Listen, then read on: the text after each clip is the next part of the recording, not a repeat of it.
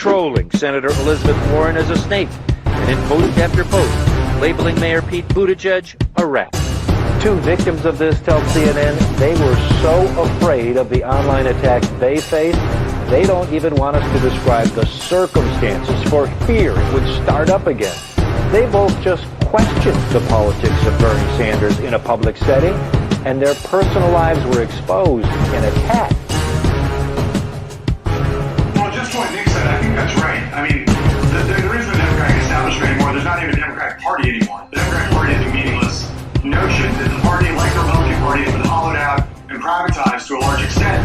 There are Democratic elites, and so when we're talking about the Democratic establishment, we're really talking about a number of, like a bunch of people that Nick also knows well, which really means Democratic donors.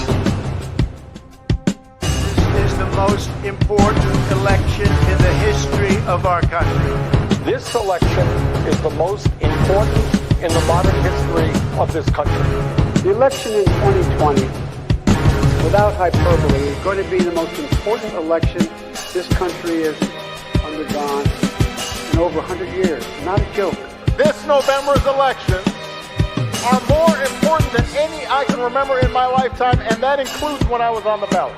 There are just 8 days left in what is the most important election of our lifetime.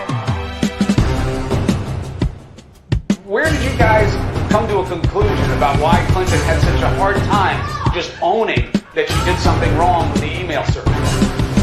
You know, I know that Russia and other forces would love us to have a debate. This is exactly what they want. They want us to have a debate about the internal structure of Hillary's campaign, what's true, what's not true. And I'm just not going to play that. I'm sorry. Yes, we came, we saw, we died.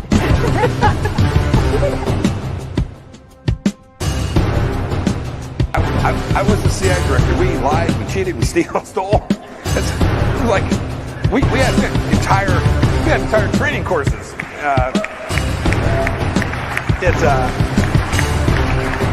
It reminds you of the glory of the American experiment. You know, people have said, if you look at, for example, the heat that ended up around the bend the knee, Colin Kaepernick. Mm-hmm. Many smart people have said it actually was not a thing. The Russian bots started taking out. Yes. But I saw my mom. My mom is the strongest woman I know. She should be running. It's not about.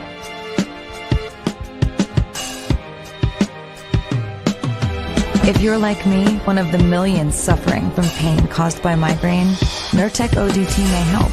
It's the only medication that can treat a migraine when it strikes and prevent migraine attacks. Trump and the Republicans lose on Tuesday, and if they lose badly, it's not going to be because of the left, whatever that means. It's not because of the 50 Antifa black mask guys who roam around the United States breaking windows and committing mayhem, most of whom are probably paid police informers. Most of whom are probably paid police informers. Rudy Giuliani, there's only three things he mentioned in a sentence, a noun and a verb and 9/11. I mean... I'm going to try to get through this. Thank you for what you did 3 years ago today. And I went to Wall Street in December of 2007, before the big crash that we had, and I basically said, cut it out. And now I want to hand it over to the president of Ukraine, who has as much courage as he has determination. Ladies and gentlemen, President Putin.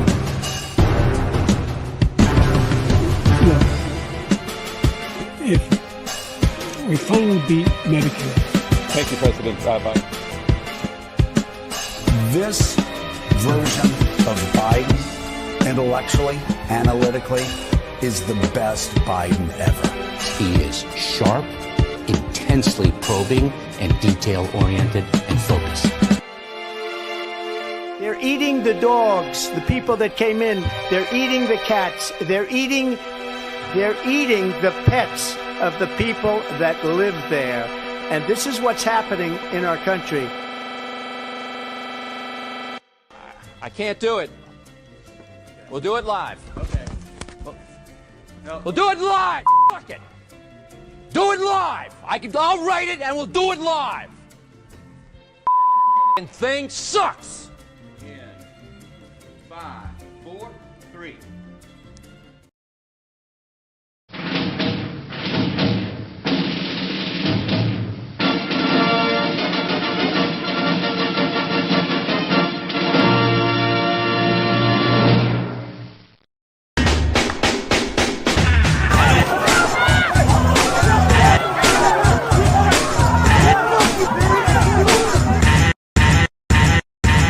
This version of Biden, intellectually, analytically, is the best Biden ever. Marijuana, pot, grass, whatever you want to call it, is probably the most dangerous drug in the United States. Dangerous drug. It is clear, however, that if left unchecked, Saddam Hussein will continue to increase his capacity to wage biological and chemical warfare and will keep trying to develop nuclear weapons. Being a pro-war pundit means never having to say you're sorry. William Crystal led the march to Baghdad behind a battery of Washington microphones. He has not responded to any of our requests for an interview, but he still shows up on TV as an expert. He's got to begin to show progress in 3, 4, 5 months once the U.S. troops get in. The Times liberal hawk Thomas Friedman also said no. We're not trying to show you propaganda. We're just showing you what is. We're just showing you what is.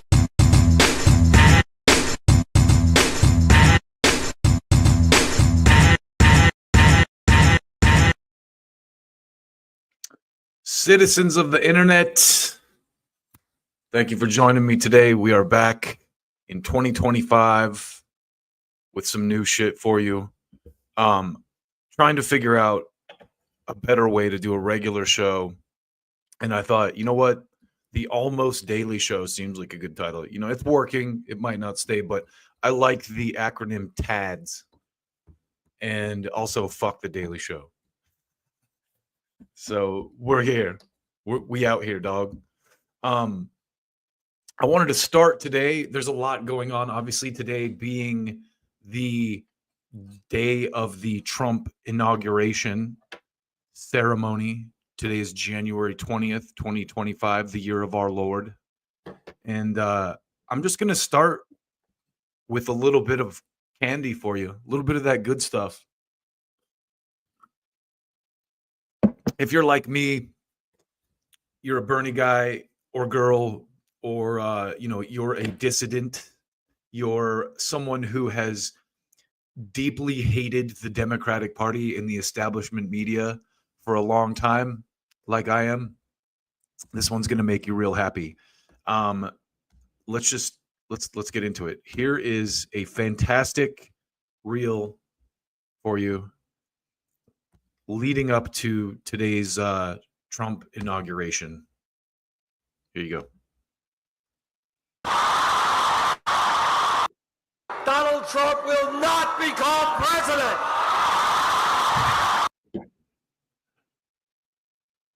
Donald Trump will not become president. He's not going to be president. Donald Trump is not going to be president of the United States.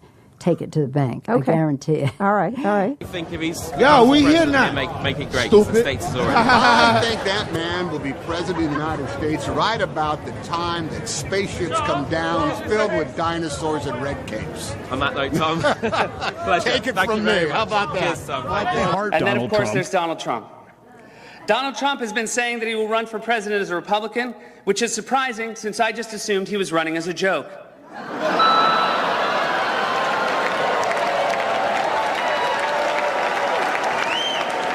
Donald Trump, just last week, he confirmed to the National Review that he is again considering a run in 2016. Do it. Do it. Look at me. Do it. I will personally personally write you a campaign check now on behalf of this country, which does not want you to be president, but which badly wants you to run. So when you stand and deliver that State of the Union address, in no part of your mind or brain can you imagine Donald Trump standing up one day and delivering a State of the Union address? Well, I can imagine it in a Saturday night skit. I continue to believe Mr. Trump will not be president. He will never be president of the United States. And we better be ready for the fact that he might be leading the Republican ticket next. I know you don't believe that, but I want to go on. Sorry to laugh. Okay, here we are. And which Republican candidate has the best chance of winning the general election? Of the declared ones, right now, Donald Trump.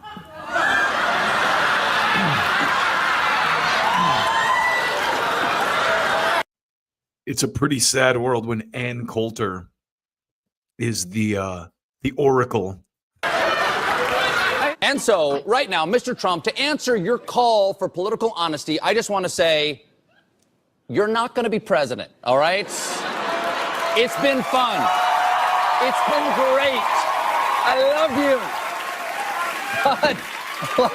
But come on, buddy. All, let's say, cow poo-poo aside, there is zero chance we'll be seeing you being sworn in on the Capitol steps with your hand on a giant golden Bible. I'll make a prediction, though, for you. And I don't really get into predictions much, but this one I'll go way out on a limb. Donald Trump will never, ever be president of the United States. That's Ronald Reagan's son, for those of you who don't know. Trump should not be in this race. He's an absurdity. He is a travesty. Donald Trump will never be elected president of the United States. R.I.P. Harry Reid.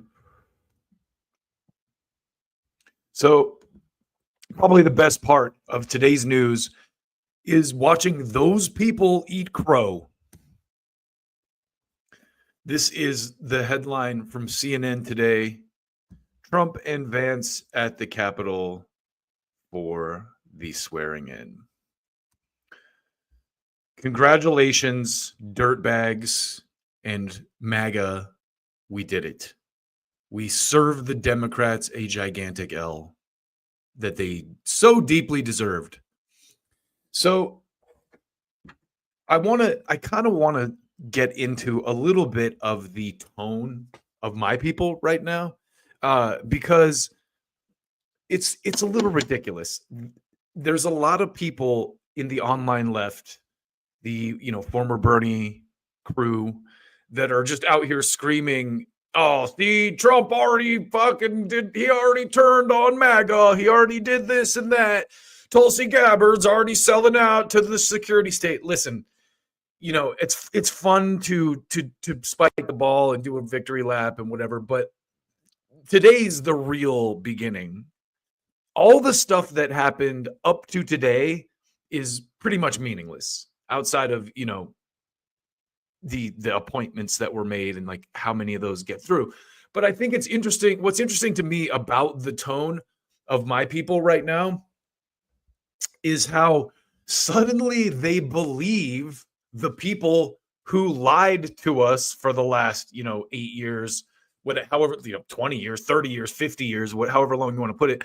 Suddenly the media, who we know is full of shit, is to be taken serious when they report about the things that Trump's incoming team is doing and all that kind of stuff. So I just want to give you a little bit of perspective in that realm where it's like, look, let's wait and see. I'm going to be right there with you criticizing the Trump administration if they don't kind of follow through on the things that they claimed that they were going to do.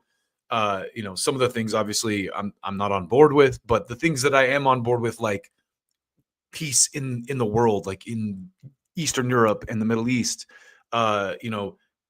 maybe more of a focus on helping people in the United States with our tax dollars instead of laundering them through some foreign war to a bunch of rich goons who don't really need the money anyway. There's a whole laundry list of things we could tackle, but let's get on with it. So I just want to start by praising Donald Trump, because this is the first bit of news from, even before his inauguration. he brokered an actual ceasefire, something that for some godforsaken reason the Biden team was unable to do.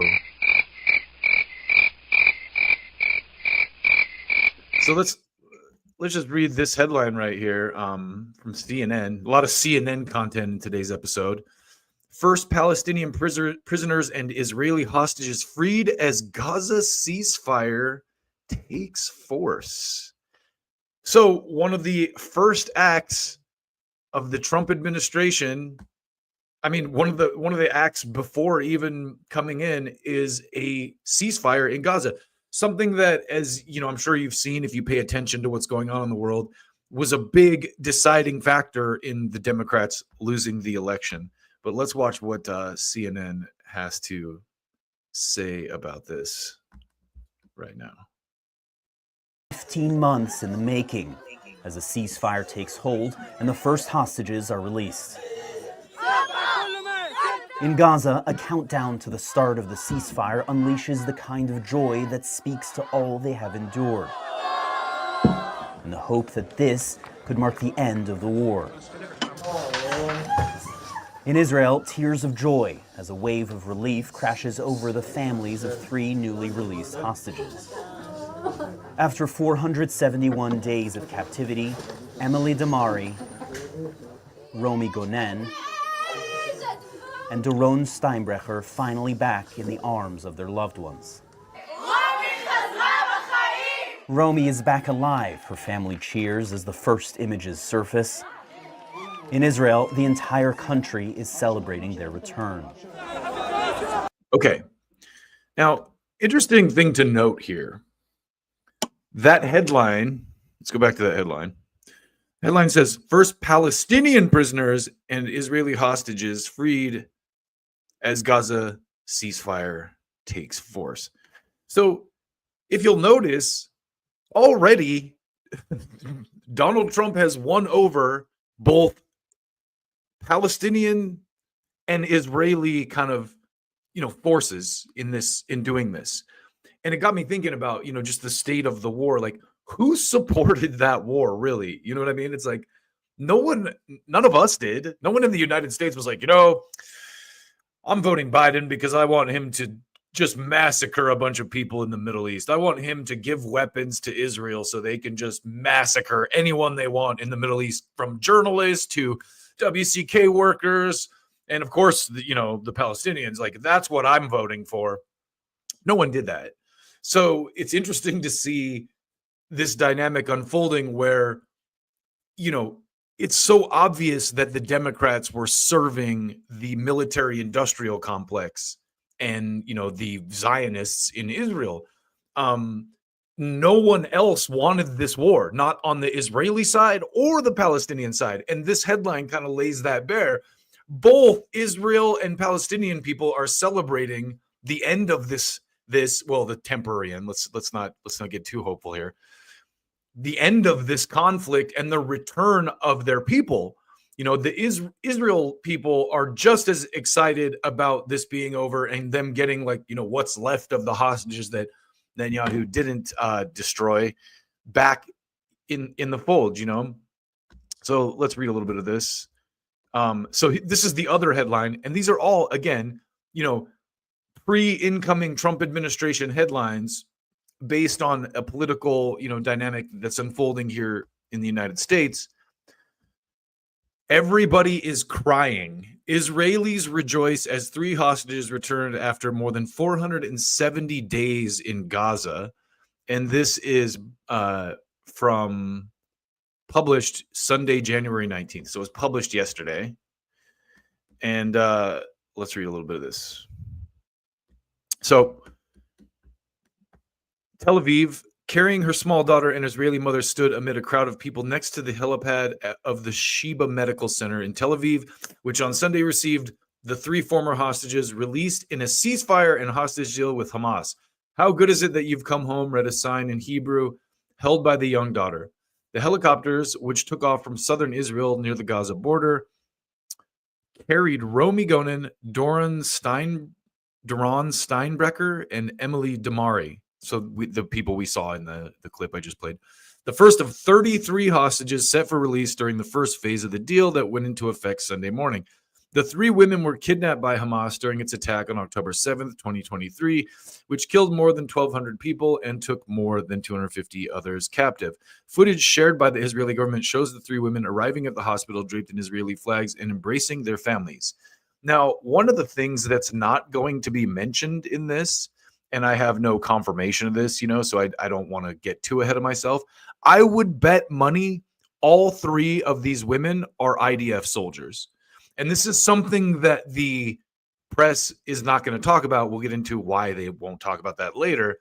But this is how the public is misled. The press doesn't lie outright. They lie by omission. So this makes it seem like these innocent young women were kidnapped by the evil Hamas and kept in captivity and probably raped and stuff. Now, I'm betting that, when their stories come out, they'll also talk about how well they were treated in captivity, which seems to be a theme among released prisoners in this area. The reverse not necessarily always being the case. We'll leave it at that. But again, I am almost positive that these 3 women are IDF soldiers, and that's being glossed over in this CNN piece. To finish this up, in exchange, Israel is expected to release 90 Palestinian prisoners and detainees, including 69 women and 9 minors, the youngest of them 15 years old. Near the Sheba hospital, a group of Israelis played music and sang patriotic songs on Sunday night as medical vehicles carried the hostages from helicopters to the medical facility. Dozens chased the vans, chanting their names. So that is kind of the first big piece of news from the incoming Trump administration. Way to set the tone, guys. You got to give them credit for that. That was a very bold and decisive move. And if you've seen the coverage of this, the story is basically that, one second here.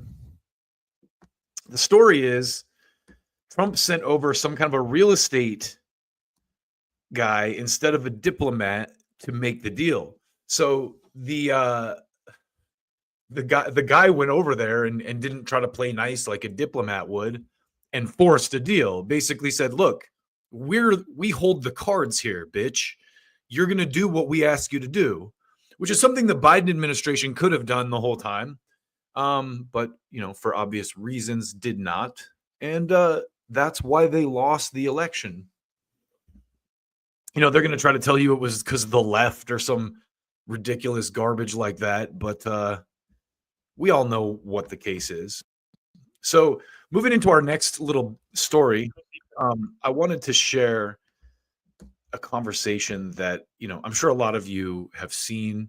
A lot of you are smart, you're educated, you're well-versed in, what's going on in the world, which is why the, legacy media has kind of lost complete hold of the narrative. And they used to, I use this line a lot, but they used to be able to set the parameters for the debate.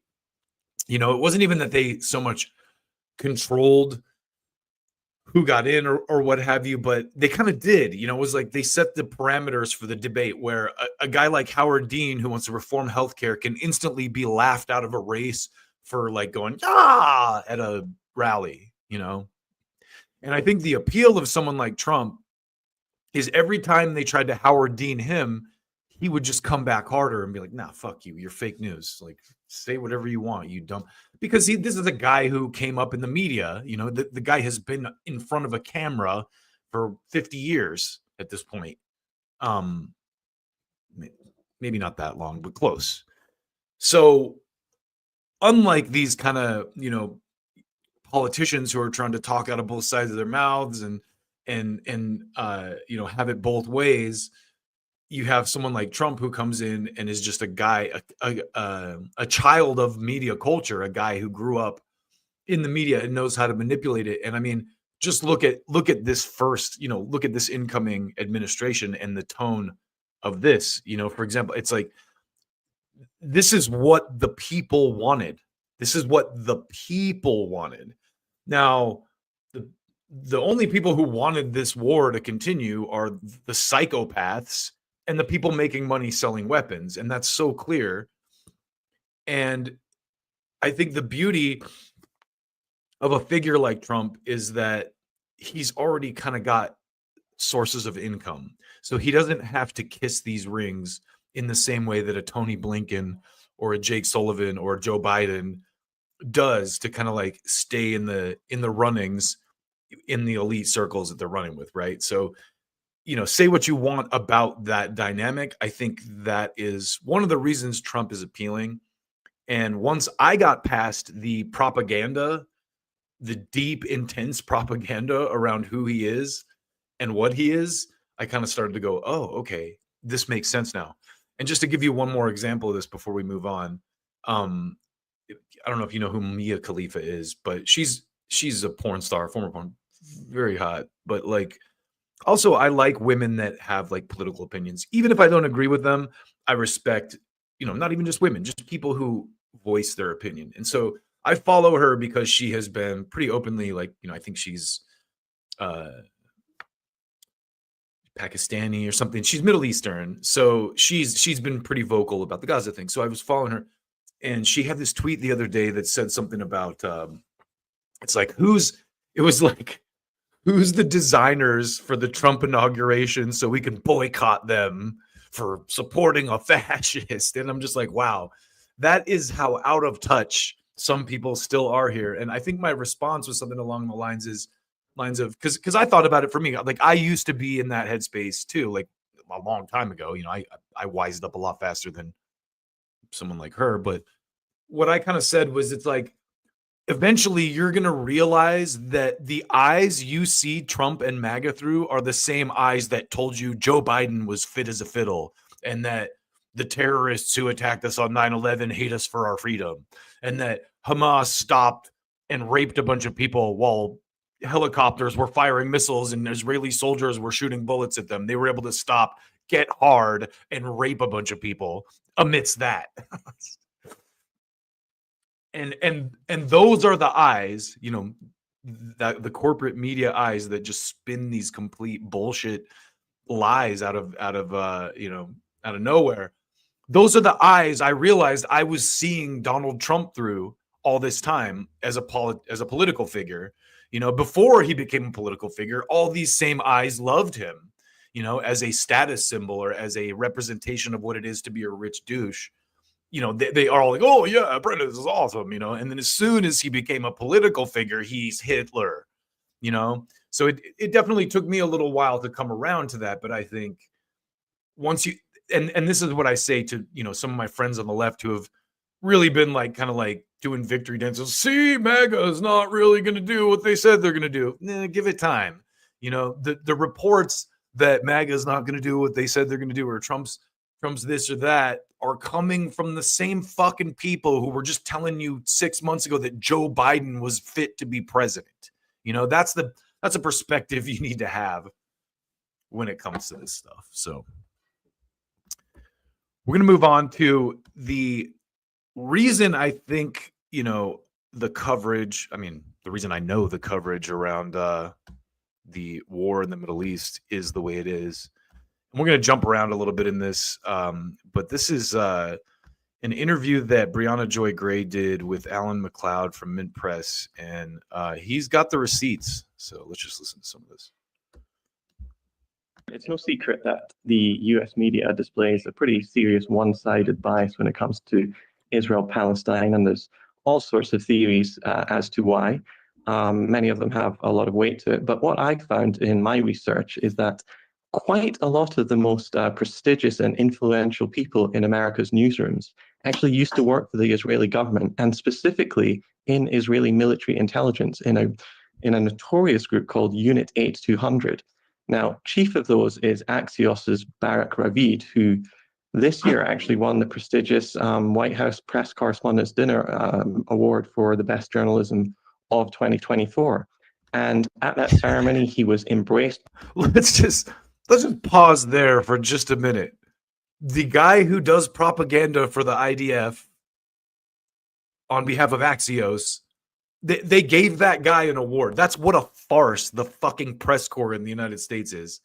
Like they just give themselves awards for nonsense. The New York Times got an award for their reporting on Russiagate, which was a complete fucking made up story, a complete fake manufactured narrative. And then they went and gave themselves a fucking award for it. That's how pathetic these people are. By Joe Biden. There were speeches given about how wonderful his reporting is and how precise and how much of an insider he is. The Aldo Beckman Award for Overall Excellence in White House Coverage, named for a former association president, the late Chicago Tribune correspondent Aldo Beckman, goes to Barack Ravid of Axios. The judges said Barack Ravid's reporting displayed deep, almost intimate levels of sourcing in the United States and abroad that produced stories closely aligned to the events that subsequently transpired. His stories put the reader into the room as decisions were being made in the tumultuous aftermath of the October 7th Hamas-led raids on Israel. Ladies and gentlemen, the WHCA is pleased to give the Aldo Beckman Award to Barack Ravid. Yay! Woo! So real quick, here's who this guy is. Wikipedia can't even, lie about this guy. Barack Ravid, Israeli journalist and CNN political foreign policy analyst, previously worked for Israel's Channel 13 News and was a spy for Israel's Unit 8200. He is also active in English language media, writing for Axios about Israeli politics. Career. This is the best part. Ravid was born in the Israeli city of Kfar Sava. At age 18, he was drafted to the Israeli army, serving in the Signals Intelligence Division of Unit 8200. He earned a Bachelor of Arts in Middle Eastern History from Tel Aviv University in 2007. He started working as a political pundit for the Israeli newspaper Haaretz. In 2017, he started working for Channel 13. He was dismissed in 2020 and went on to work for Axios until 2023. In September 2014, Ravid came out against 43 fellow reservists of Unit 8200 who publicly refused to take part in actions against Palestinians and refused to serve as tools in the deepening military control over the occupied territories. He remained an Army reservist until March 2023. I love this last line. This is just the icing on this wonderful cake here. In April 2024, Ravid won the White House Press Correspondence Award, which he personally received from President Joe Biden. Yeah. And that, ladies and gentlemen, is the fucking U.S. media in a nutshell. A bunch of goddamn paid mouthpieces for bootlicking empire fucking shills. And people, thank God, I want to say this as well, because I think the recent election gave me hope. I didn't vote, of course, but the reason it gave me hope is because think about how constantly we are fed this narrative that Americans are just fucking fat and stupid idiots who don't get anything and can't think about things coherently. And we're just a bunch of trailer trash racists who, fucking this or that or whatever, you want to say. But then people see that this shit, I drive rideshare and I talk to all kinds of different people all the time. And people in the United States are much more intelligent and empathetic than they get credit for. Of course, there are fucking stupid people and there are plenty of lunk-headed racist people, largely because they were raised that way. They were taught that shit. But the vast majority of Americans are smart, empathetic, kind people, and we are whipped into this belief that everyone's just dumb. I got in an argument with my brother a couple weeks ago about this. He's just like, oh, everyone's just fucking stupid, Stan. And I was like, no, they're not. I think that's a line that people want, that the powers that be want us to believe, that they want us to hate each other and think we're all fucking morons. But the vast majority of people are wise to this bullshit and see through it. So I'm optimistic for that reason. I'll shut up now. Let's listen to McLeod here. Now, Ravid, if you look at his articles in Axios, he's probably the chief person who pushes this. Biden is getting really sick with Israel. Biden is distancing himself from Netanyahu, stuff that we've heard for more than 12 months now, without any real consequences happening.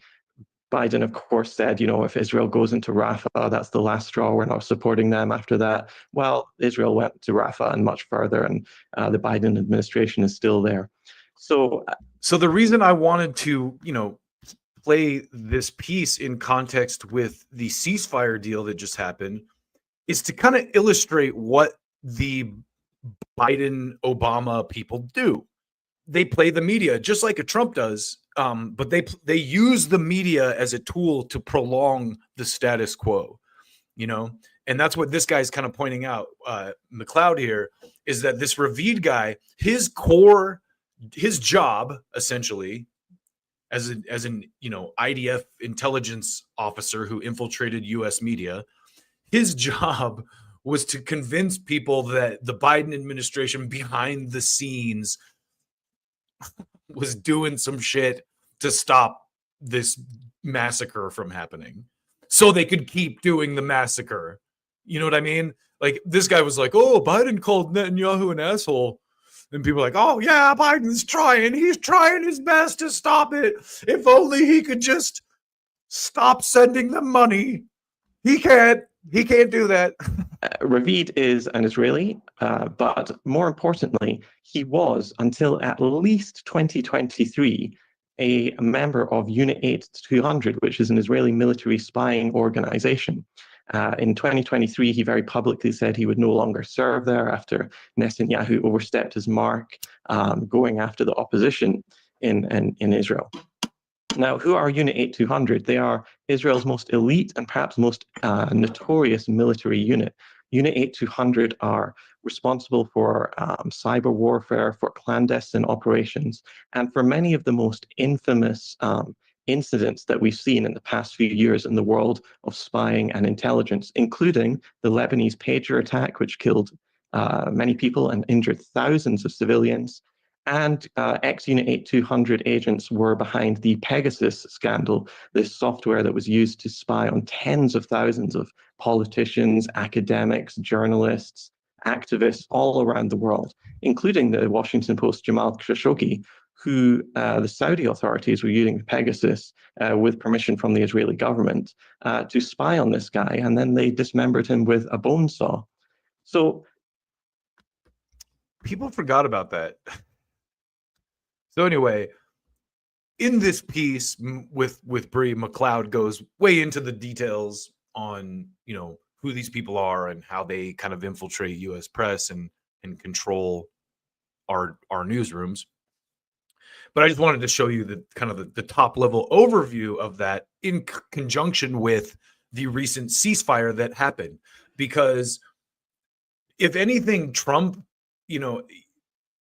it's wild how I've kind of slowly become a Trump advocate, because it's almost like we need that level of bluster to take the reins of the government back from these corrupt ass people who have taken it over. And again, a lot of people jump out, well, Trump's corrupt too. Yeah. I mean, human interest factors into everything. What are you going to do? By the same token, even if the corruption is just being like torn away from one faction and given to another, it's got to be good enough to like get that faction maybe to either wake up and realize that they're doing everything wrong and they need to honor their voters, or make that faction completely irrelevant moving forward. And by that faction, I'm referring to the Democratic Party, because this is the thing that, it's really kind of like been clarified for me in the last few years. But it's kind of like this trajectory that we all had, right? If you're a Bernie person, you probably voted for Obama because healthcare was a big issue. And so you voted for Obama. Obama comes in with this mandate to fix healthcare, And as soon as the wheels start turning on that, you see like Joe Lieberman gets in and all these corporate interests get their hands in the pie and completely water down the reform and turn it into, Mitt Romney care, where it's basically just another giant handout to the industries who are have already ruined the system at large through their greed and incompetence. It's just a handout to those people. And that's what the Democrats do. They like incrementally work around the edges with we can't do a big change. We can't, because that would upset the Republicans. That's exactly what, if you go back and watch the healthcare debate, that's what they'll tell you. Like, we won't get it passed. We have to appease the Republicans. The Republicans, you'll notice, the right, the militant right wingers of the last 30 to 50 years, they never stop and go, well, we want to change the nature of the Supreme Court, but we don't want to upset the Democrats. We got to make sure that we're fair about it. You never hear that from them. So it's good to see that at least the conscience has moved, all the corrupt, not all, but a lot of the corrupt elements of the Republican Party, the Cheneys, the William Crystals, the Joe Scarboroughs, the Steve Schmitz, the consulting class, went, oh, this party's not going to be good anymore. We're going to move over to the Democrat side and become, the woke neocons. And so the result of that exodus was that the remaining kind of, skeleton of the Republican Party, the Ron Paul libertarians, and those kind of people could go, okay, well, now we got rid of all those cunts. Now let's build something new that is more in the shape of what we want. And Donald Trump, I think, was smart enough to see these undercurrents, and maybe it was Bannon or some of the people around him that pointed him in this direction, to see that, hey, look at this, look at what's going on. The Washington consensus has kind of moved into the Democratic Party, and there's a big opportunity to harness this other major political party vehicle and ride it into power, because people are so disaffected. And if you watch Trump back in the 2016 stuff, he talked pretty kindly about Bernie Sanders. And I think the point I'm getting to here is that after the Democrats shat on the left and the people who, the Obama voters who wanted healthcare, once the Democrats, incrementally worked around the edges there, we tried to get Bernie in. Then we got shit on. We got stomped by the Hillary people who, wanted to keep their shit going. Fast forward, Trump wins.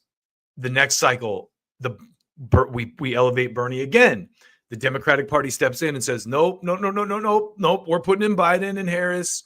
If you watch that 2020 cycle too, there were literally reports from Chris Cillizza at CNN, at the beginning of the primary cycle, saying Joe Biden and Kamala Harris are the shoo-ins for the nomination of the Democratic Party, because those motherfuckers set the parameter of the debate, and they used to have that power.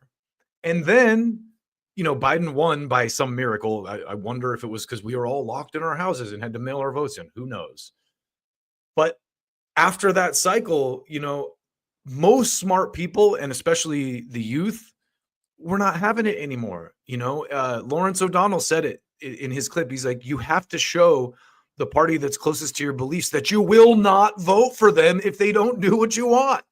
And that's where we're at right now, with the Trump era kind of coming into fruition here on January 20th, 2025, Trump's second inauguration day.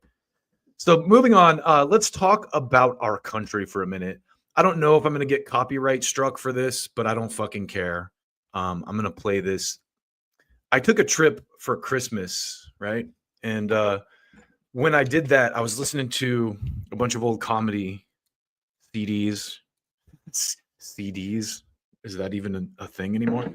A bunch of old comedy albums, let's put it that way, on streaming on my fucking phone. And this Louis C.K. bit popped up. And before I play it, let's go to the comments for a second. Willie Bragg. There are still evangelical borderline white nationalists, neocons like Pete Hegseth. Yeah, listen. That's true. That's true. those elements there are, but again, here's what I will tell you about Pete Hegseth, Willie. A lot of what we know, and I include myself in this, about Pete Hegseth is what the media has told us about Pete Hegseth.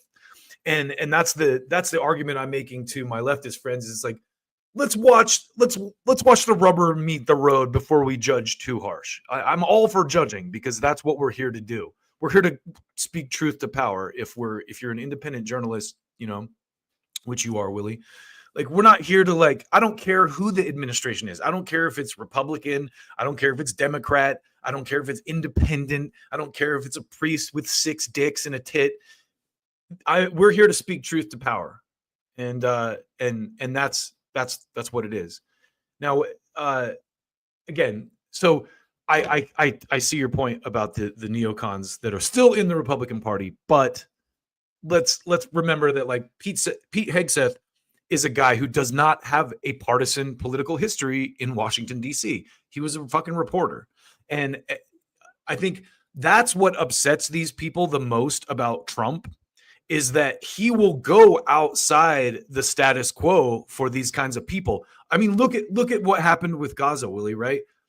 You send a diplomat over there, you send a Blinken, these guys play nice and tiptoe around. Trump sends some real estate guy and he's like, no, fuck you. We're doing a deal. That's it. You're taking the fucking deal. It's over, And so someone like Pete Hegseth, sure, if you look at his on record statements on TV and whatever, he said a lot of very right-wing things, and he has tattoos that are sketchy and all that kind of stuff. But he doesn't have a history of political decisions and maneuvering in Washington, D.C. that you can judge him on. So let's wait. So my point is, let's wait and see what these people actually do. Let's not judge them through the same lens that just told us Joe Biden was fit enough to be president, right? That's the point I'm trying to make. So anyway, back to my whole rant here. So I've listened to comedy CDs, and this Louis C.K. bit came up, and I had to share it because Louis is one of my favorites, and this is just an oldie but goodie, and just let's listen to it.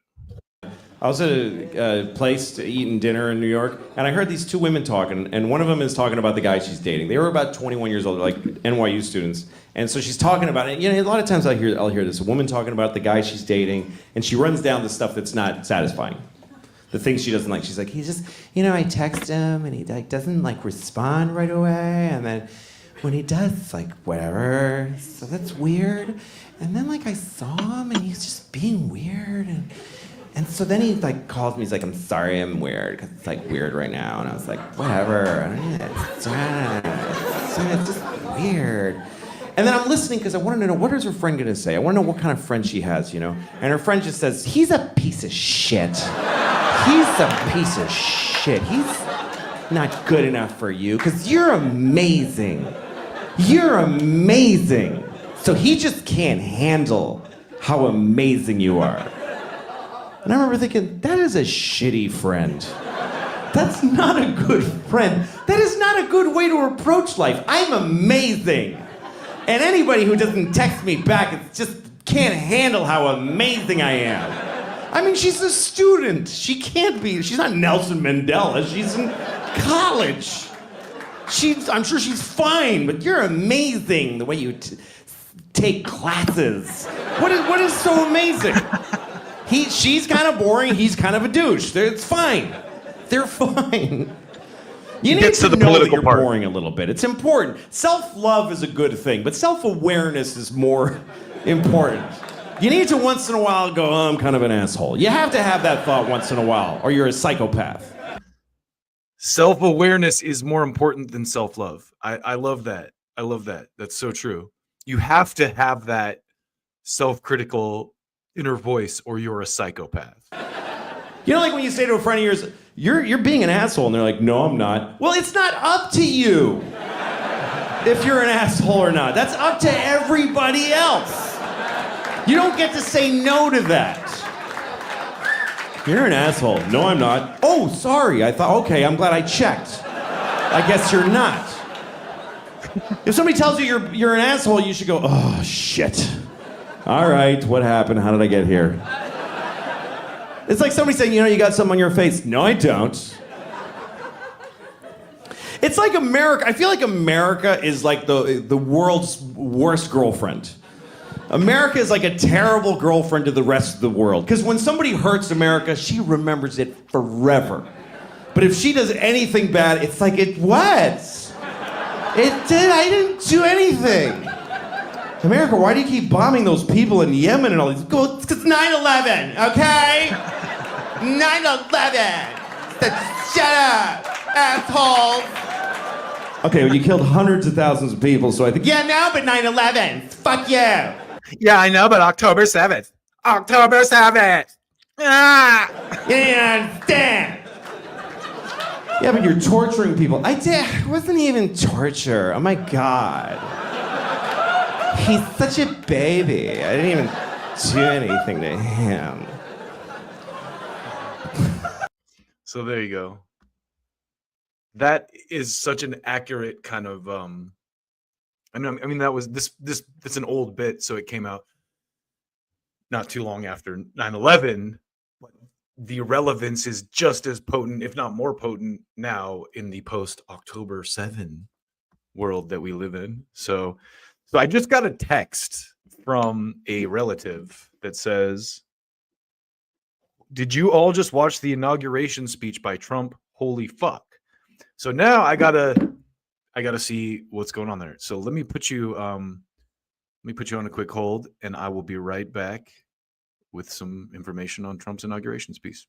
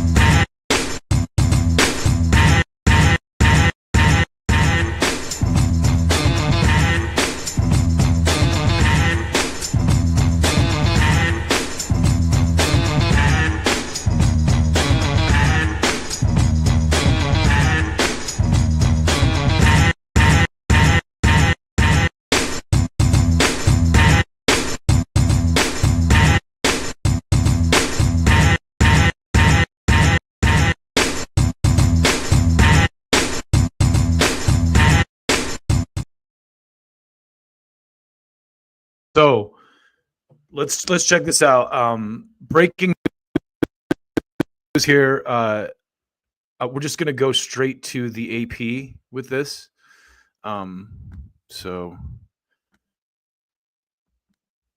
I'm sure I'll be able to do better coverage later, but this is from the AP. Trump returns to power after unprecedented comeback, emboldened to reshape American institutions. I like it. I like the sound of that. People do not want the status quo.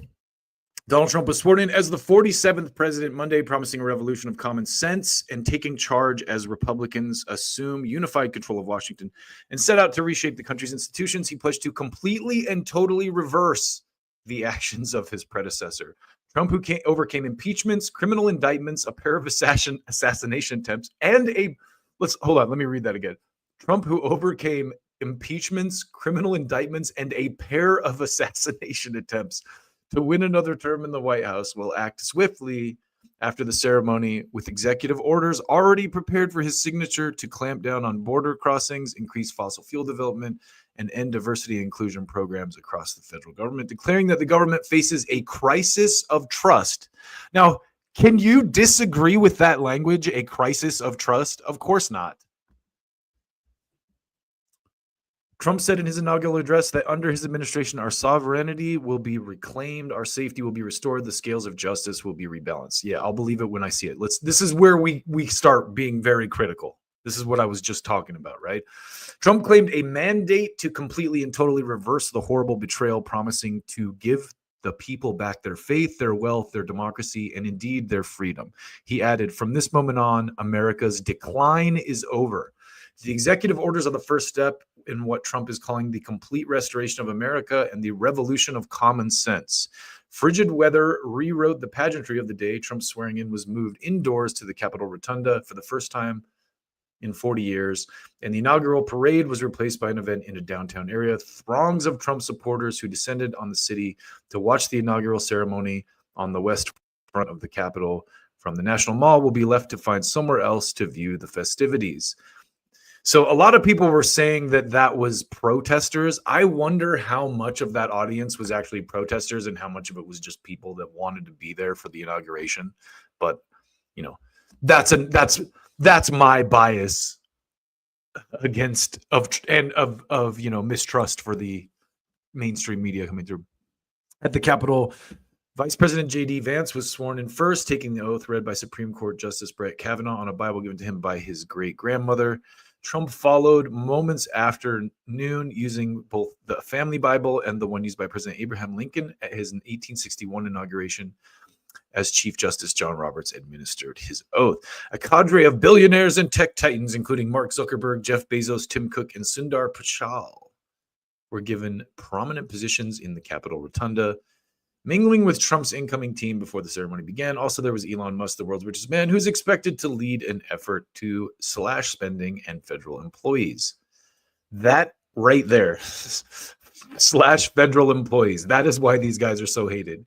All these people that work in the, the Faucis of the world do not want to lose their cush fucking government jobs. Trump began the day with a prayer service at Episcopal Church. He and his wife Melania later greeted at North Portico, the executive mansion, by the outgoing President Joe Biden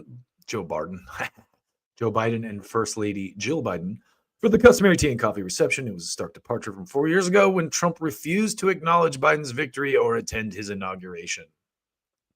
Welcome home, Biden said to Trump after the president-elect stepped out of the car. The two presidents, who have spent years bitterly criticizing each other, shared a limo on the way to the Capitol. Trump's inauguration, people will say oh, it's a big club and you're not part of it. Yeah, sure. But also it is the quote unquote peaceful transfer of power, unlike January 6th. Trump's inauguration realized a political comeback without precedent in American history. 4 years ago, he was voted out of the White House during an economic collapse caused by the deadly COVID-19 pandemic, which we were all widely misled about.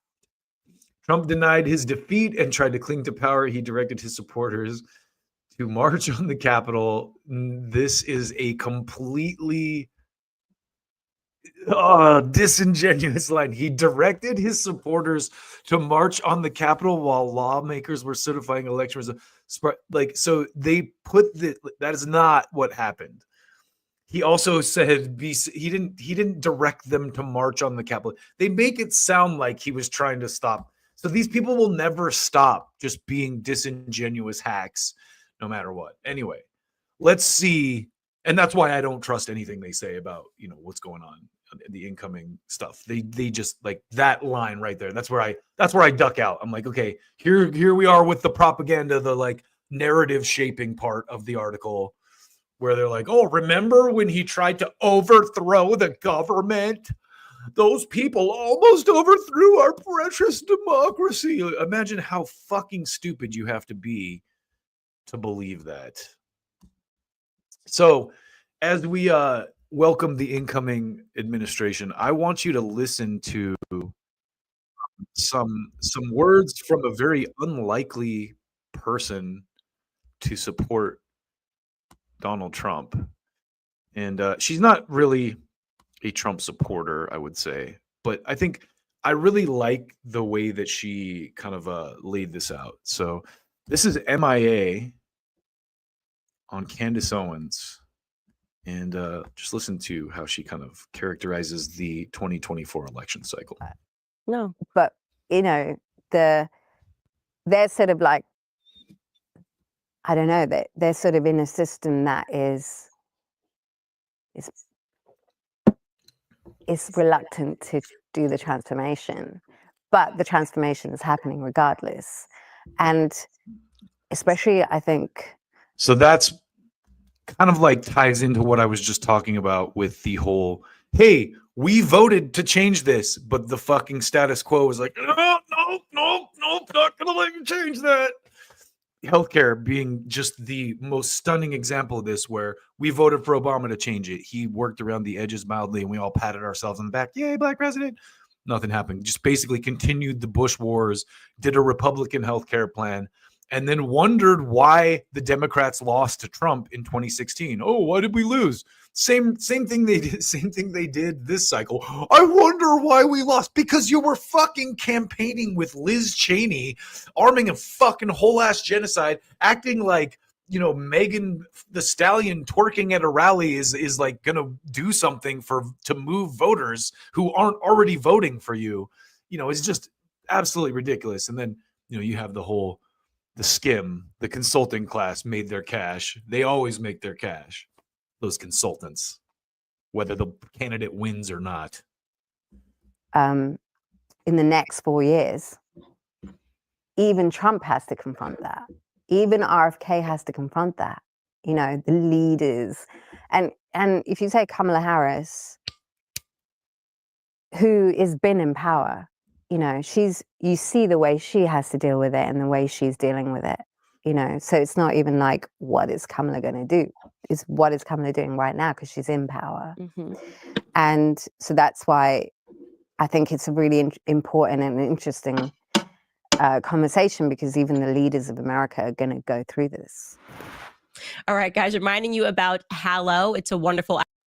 So that was really the kind of core of what I wanted to talk about, but let's keep going here. Kenneth Anger, as director, producer, just been in Hollywood for a very long time, and he wrote 2 books called Hollywood Babylon.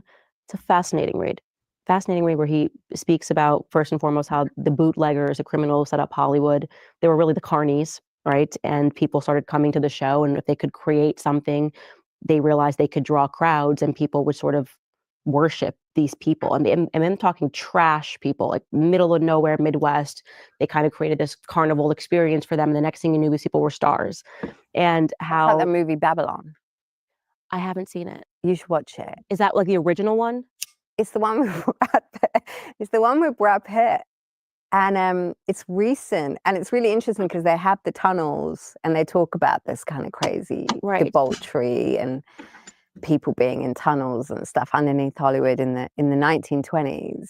That's where it starts. I didn't want to get too much into the Hollywood discussion. That's a good podcast if you want to listen to it. The main thing I wanted to highlight is M.I.A.'s take on Kamala Harris versus Donald Trump, because she just made the most salient point I think anyone made, is like, look, Kamala Harris was already in power. Like, you already kind of know what she's going to do. She's pulling the levers right now. And so you can see what she's going to do. So at the very least, for my lefty friends who are dreading the inauguration of Donald Trump's new administration, this is a wild card. This is something that we don't know for sure what it's going to entail, but so far it's looking better at the very least. You know, the ceasefire thing that I opened with being the best example of that. So last thing I'm going to touch on today, in the first ever episode of my new almost daily show, TADS, the Almost Daily Show. I hope you enjoyed it, but you're going to be seeing a lot fucking more of me. And so thank you guys for jumping on. I've been kind of silent for a little while, but going into the new year, we're going to be going hard on the Politics channel. Before I close this out, I also wanted to say, so I did a piece about the downfall of late night television, and it started to catch, you know, it started getting views. It got to like 650 views or something, and YouTube shut it off for copyright. So lesson learned for me, like, I can't use clips of late night television especially when I'm criticizing them and making fun of them, and declaring their downfall because, you know, it got through the original, you know, YouTube copyright checks and they let me post it. And then once it started getting some views, they fucking stamped it and were like, nope. So it's blocked now from everywhere. So I'm going to go back and rework it. I'll put my own, you know, voiceovers in where I need to under some of the clips. I think it was the Seth Meyers clips that eventually got me totally delisted. Just pointing out what a total hack Seth Meyers is. But anyway, that'll be back up soon. New and improved, even better. Like I'm gonna actually put some more data into it, put some more info into it. So let's close out today. This is a note of optimism for the incoming Trump administration. There's a lot of hubbub made about the influence of a person like Joe Rogan, and I think that the fact that Joe Rogan played a part in getting Trump into the White House is a good thing, and I'm going to show you why. And it circles all the way back around to my core political belief that we need Medicare for all. We need public health care. I think the majority of the country is with me on this issue, but I think it will collaterally solve so many other things that people don't even think about. Not solve completely, but alleviate. Like a good example being gun violence. I have always argued that, hey, if we had public health care, people that are like going to kill themselves, which is what a lot of these school shootings are, like suicidal children, who just want to take a bunch of other people with them because they are mad, they're angry and depressed, is like having healthcare or having the ability to, go see a mental health professional when you feel that way instead of, just writhing and, anyway. Point I'm getting to here is I think it's very good that a person like Joe Rogan has the ear of the incoming president, and I'm going to show you why right here with this conversation he's having with Tim Dillon. So listen. Even if you don't like them, that's crazy. There's too much. It's crazy to say. Loose talk with regard to subjects like that, where people say Look at this. Hit the volume. Oh, he has face tats. Yeah, but listen to what it's saying. Hilarious. Blah blah he's blah got blah the blah blah caduceus blah on his blah neck. blah blah blah blah blah. So he's got the pharmaceutical I have to do that symbol so on I his don't neck, get copyright someone flagged for that took music. a photo of that So much guy. of this is that he's There an goes my attractive hero. guy. He's a hot guy. Very if he hot. wasn't, then Six-pack. he was, So they're talking about yours, mine, everyone's hero, Luigi Mangione. Again, I'm not saying that he's my hero because of anything that he did recently, but he brought a very important topic of discussion into the limelight. that I think is, and he was from a rich family, and that I think as a hero, as a folk hero, there's a romantic quality to that. There's a little bit of that, especially if he was justified in what he did. You know, like if he himself had a story. Yeah, like I don't know if he does, up. and that's Right. interesting because people have not been able to identify whether he personally, other than his back problem. There was a woman that I was watching in a video today where she was testifying that she denied someone, she was working for an insurance company, and she denied someone medical care, and she was rewarded for it, and the person wound up dying. And she said she went on to get a better job and make a lot of money, and she was confessing, and she was talking about it, and she was saying that, you know, she feels great guilt that this was just a part of the culture and a part of the job, and she was told she did a good job by saving the company money. And it was just about saving the company money. And they could have provided life-saving health care to this person if they approved that. It would have been expensive. The person would have lived. And so I just want to clarify one thing real quick. If this is your first time ever seeing me rant about this kind of shit, but I have one core belief that I will fight to the death on. No pun intended. And that is that human life is intrinsically more valuable than any amount of money. If a baby's going to die, throw a fucking $1 billion at it if it's going to save the baby's life. I don't care. Money is meaningless. Human life is far more important. I mean, just life in general. You know, I'm a meat eater. I'm not a vegan or anything, but I think just like the valuing life over material possessions and money is a value that I will stand by till the day I die. And this type of conversation here happening with a guy who has a direct line to the president. You listen to Joe Rogan, say what you want about him, say what you want about his audience, say what you want about people like me. Joe Rogan is a good person. You can like listen to the guy talk. He's a family man. He's a curious individual, and so it's heartening. It is encouraging to know that this is a guy who has a direct line to the current president. That RFK Jr. and Tulsi Gabbard and people that are, Joe Rogan acolytes, if you could call them that, are part of the incoming administration. People who are thinking in this realm, people who are in this field of thought. That is a good thing. And she would have probably not been able to get a better job, which is really This is sick. the one industry in which, the capitalist philosophy is challenged in a way that makes the most sense to me, because when you have a 2-year-old who's born with a tumor or a condition, and that child has not existed on earth long enough to even know what's going on, and his parents don't have the resources to help that child, the idea that we, being such a wealthy country, wouldn't provide care, or that family would have to go bankrupt or lose their house just to try to keep their kid alive, does seem terrible. It's insane. Yeah. It's insane that I'm not for socialized medicine. I don't think that's the This is where these guys have to stop before they go off the communism cliff, because it's not even, the reality is, Joe, we pay for socialized medicine for other countries. We're paying for socialized medicine in Israel and Ukraine right now. We are paying for that.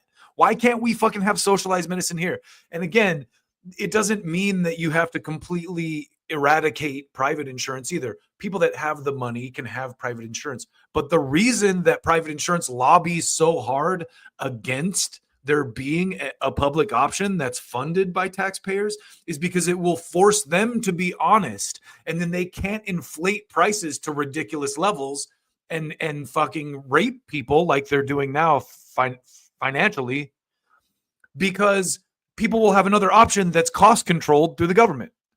And this is the reason that the public option gets nixed every time, because these powerful moneyed interests get into the mix. And so you have Joe Rogan here and Tim Dillon kind of agreeing on the basic principle that someone has a baby that's born with a tumor and they can't afford to fit, you let that baby die.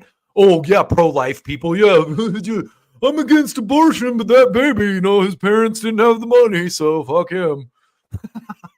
Can you how do you square these two beliefs? Okay. And I'm not anti-abortion. I'm not pro one of those pro-lifer type people. I think it's a personal decision, my body, my choice, to venture into controversial ground. But it's ridiculous, and these guys are right, and it's just funny to kind of watch them squirm a little bit, socialism's still bad. Socialism's bad. I don't want socialism, but hey, this is fucking ridiculous. The best way to do it, because I think you want to incentivize people to be the very best at what they do. And a lot of these badass motherfucking heart surgeons, these badass motherfucking brain surgeons, they want to drive Porsches. Yeah. Right? They want to live in a big house. This guy's awesome. He's the best at what he does. All the fucking New York Jets go to him when they want to get their. So that's not a bad argument either. But the reality is, and this is again what people don't understand about socialism. Socialism, so scary. The only thing that's going to change is who's fucking paying the bill. Instead of a, rapacious, gigantic blob of an insurance company with CEOs and fucking staff that make multi-million-dollar bonuses every year, denying people coverage, you've got a government entity that has taxpayer money in it that pays those doctors the same or a better salary. And, I don't know how you warrant that competition. Maybe there's ways to make sure that that type of element stays in place, though, because certain hospitals will have certain, budgets to pay surgeons. So, the best surgeons will, go to the best hospitals or whatever. But also, just that on its own is kind of a dumb premise, because if you get into healthcare, do you really get into it because you want a Porsche or do you get into it because you fucking want to help people? Like, if you get into healthcare or like the medical profession because you want to you're a fucking douchebag. Get the fuck out of here. Like, fucking, yeah, sorry, I'm sorry, but you're like, fuck you. Oh, I want to be a rich doctor so I can have a wife with fake tits and a Porsche and golf all the time. Fuck you. Get a job at fucking, one of those shitty, get a job at a health insurance company and become a fucking swine that just sucks the life out of the world and provides absolutely no. Anyway, sorry about that. Let's get back to this. We're almost done. Their knees done. Right. I like those guys. Right. Those guys are important. It's important. And gals, I'm not trying to be sexist. Whoever the fuck is the best at what they do, I want those people to be rewarded for it. However, I think that when it comes to healthcare, if we can spend $175 billion on Ukraine, I think we can provide a safety net for the low income and middle income people that would get bankrupted by medical. Exactly.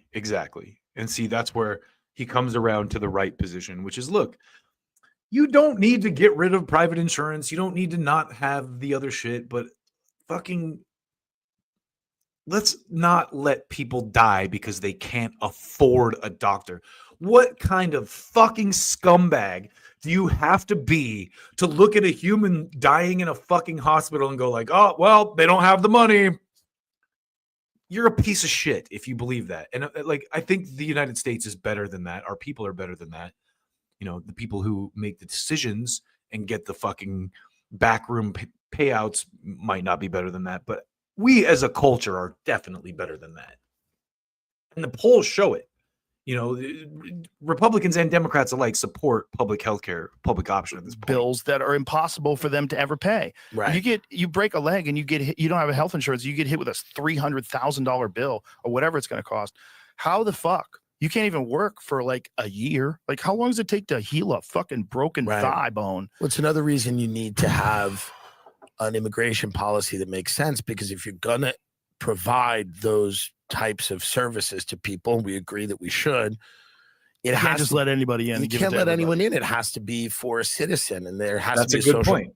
That's a good point. And we can close out on this because I think that, I was thinking about this the other day, and it's like the United States, in the early 1900s, it was like, bring us your tire, bring us your poor and everything. And I think that was great then because we were a young, like, developing country, but now it's kind of like, okay, whoa. It's a different time. It's a different era. It's not fucking 1900s anymore. So I'm not saying that we shouldn't allow immigrants in, of course. What I am saying is I think they're making a good point here that it's like there are limited resources. And if we're a country that values its citizenry, we're going to prioritize our citizens, with our tax dollars, which is something that hasn't gone on for such a long time. So I want to wrap on that. Thanks for joining me for the first ever edition of TADS, the Almost Daily Show. And you're going to see a lot more of me.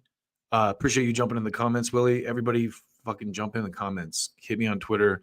Tell me if I'm wrong about something. Sometimes I am yapping and I just gloss over something. But at least I'm not this guy.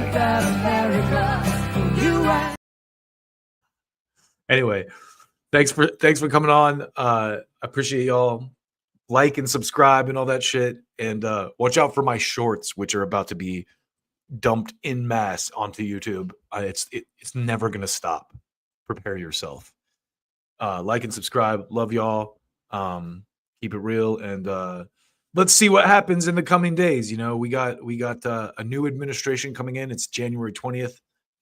I got a new show, and you got a new you got a new administration. So we're gonna have a lot to talk about in the coming days, and a lot of criticisms to be leveled, a lot of people to be kept honest. And with that, peace.